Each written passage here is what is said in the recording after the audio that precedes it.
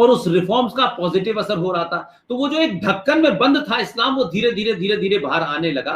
तो वहां आप देखें कि यूएई है, मोरक्को है, सीरिया है, कतर है, इनके अंदर इजराइल के संबंध सबको पता चल गए कि वहां की जो वहां की सिक्योरिटीज हैं उसमें इजराइल का किस तरीके से रोल मचा हुआ। और आपने भी बीच में भी सुना होगा कि पाकिस्तान के अंदर भी इस बात को लेकर विरोध हो गया था कि पाकिस्तान की आर्मी ने कहा कि भाई देखिए हो गया, इस्लाम के नाम पर जो दुकान हमने चलाई इतने समय तक वो चल गई, लेकिन अब हमें इजराइल के साथ रहना ही पड़ेगा, इजराइल को एक्सेप्ट ही करना पड़ेगा। बाकी तो इस्लामिक देशों का विरोध तो सिर्फ ये है कि हम इजराइल को एक राष्ट्र की मान्यता नहीं देते, तो भाई आपसे मांग कौन रहा है मान्यता। तो वही मैं कह रहा हूं कि धीरे धीरे जो इस्लामिक वर्ल्ड के अंदर जो झगड़ा शुरू हुआ और फिर ये ओआईसी की जो लीडरशिप है वो यहां से उठ के वहां चली गई।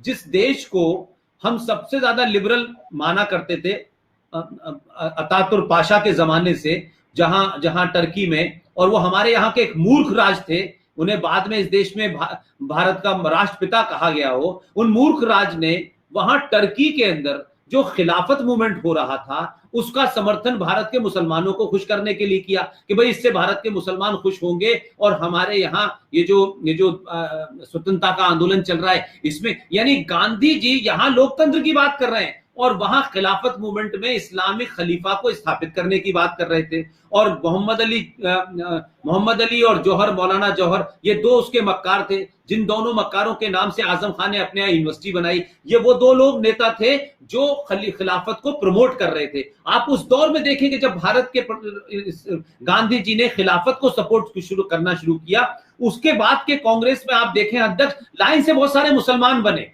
तो जो लोग खिलाफत को यहां प्रमोट कर रहे थे उसमें तो मैं मौलाना आजाद तक को मानता हूं और आज भी कई लोग उसी को लगे हुए।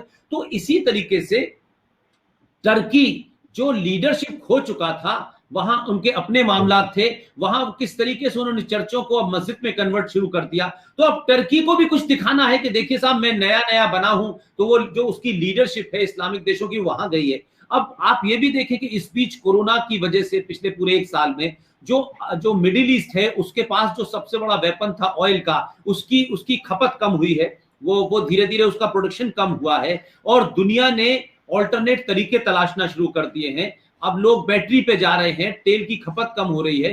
तो जो कुछ पैसा उनके पास फ्री में आया था बगैर मेहनत के, उनको मिल गया। वेस्ट ने आके बताया कि तुम्हारे नीचे तेल है, नहीं तो 50 साल पहले तो हिंदुस्तान से चंदा जाया करता था इन जाहिलों के लिए। लेकिन अब वो हो ये रहा है कि वो दुनिया समझ गए हैं कि ये तेल बहुत दिन तक चलने वाला नहीं है, लिहाजा जो बदलाव कर रहे हैं वो तो समझ में आ गए। लेकिन जिनको अभी भी ये जो शौक शहादत का जो शौक चिराया हुआ है, वो जो टर्की जो उस लीडर उसको स्थापित कर रहा है। तो आप सोचिए कि टर्की की अध्यक्षता में इस वक्त जो वहां वो बुलाई गई है उसमें पाकिस्तान जैसा कटोरा छाप जो एक फकीर है, पूरी दुनिया में कटोरा लेके घूम रहा है, वो ये कह रहा है कि हमें इजराइल से बदला लेना है। इमरान खान राशन की लाइन में लगा हुआ है और देश से कह रहा है कि हमें इजराइल से बदला लेना है। तो ये ऐसे मूर्ख बहुत हैं। ऐसे ही भारत में भी है कि जिनकी अम्मी राशन की लाइन में लगी हुई है वो इजराइल का बाइकआउट करने में लगे हुए हैं, वो फ्रांस का बाइकआउट करने में लगे हुए हैं। अरे फ्रांस जो चीजें बनाता है वो तुम पहन भी नहीं सकते भाई, तुम बाइकआउट क्या करोगे? कोई फ्रांस पंचर की दुकान नहीं खोलता है जो तुम बाइकआउट करने वाले हो। तो ये मूर्खता है, अब इसका कोई इलाज नहीं है। लेकिन लौट के मैं वहीं आता हूं कि इजराइल की पोजीशन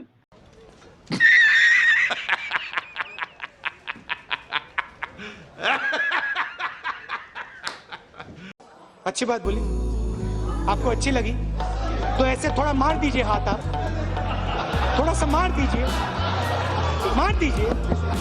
एक बार मार दीजिए। क्यों कष्ट हो रहा है आपको? अगर अच्छी लगी मार दीजिए।